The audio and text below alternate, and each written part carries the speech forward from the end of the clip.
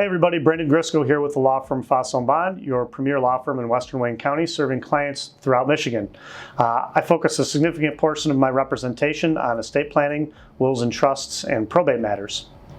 I want to talk today about steps that you can take to develop an appropriate estate plan for your circumstances. The first thing to be aware of is that you need to go through this with a knowledgeable estate planning attorney. So I think the first step really is to call somebody that's knowledgeable about the process.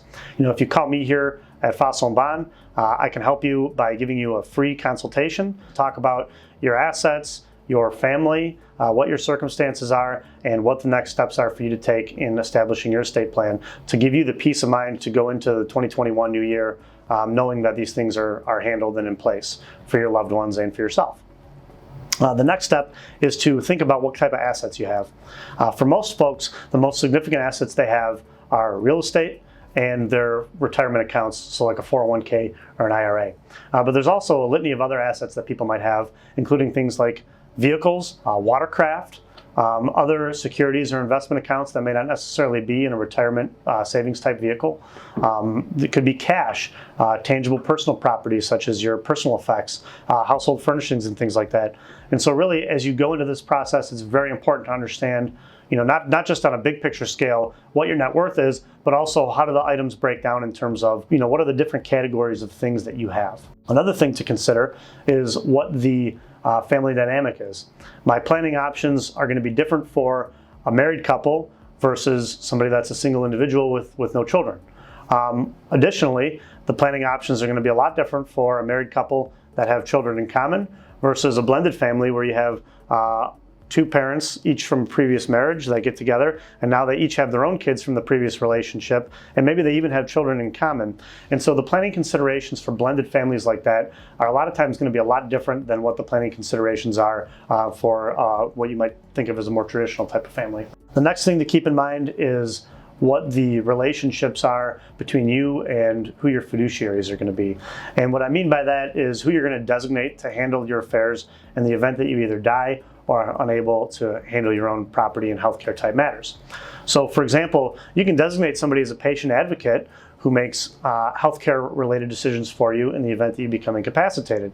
You can also designate an agent or attorney in fact to operate under a durable power of attorney for you, and that's somebody that makes decisions related to your legal and property type matters. And it's important to keep in mind that these are two different skill sets, healthcare decisions on the one hand versus financial property type decisions on the other hand. And so when you're thinking about somebody to choose to serve in these roles, you want to make sure that you're picking somebody that you're confident can operate in that role.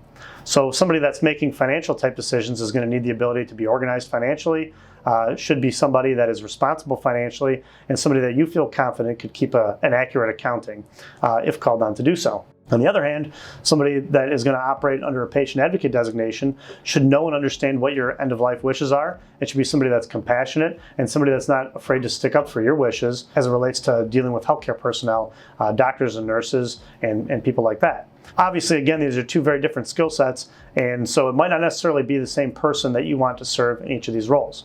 And lastly, the last relationship to think about is who you'd want to be the executor of your estate or the trustee of your trust or the personal representative of your estate in the event that you have a probate estate.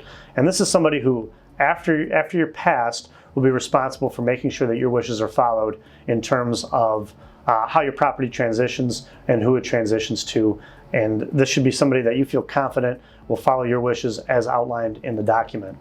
So these are some steps you can take in 2021 to decide, how to engage in this planning process. I really highly recommend doing this early in the year while you're competent and able to do it and available to meet either in person or by phone or remote technology. I think it's really important to get this stuff done early because you never know what's going to happen down the road.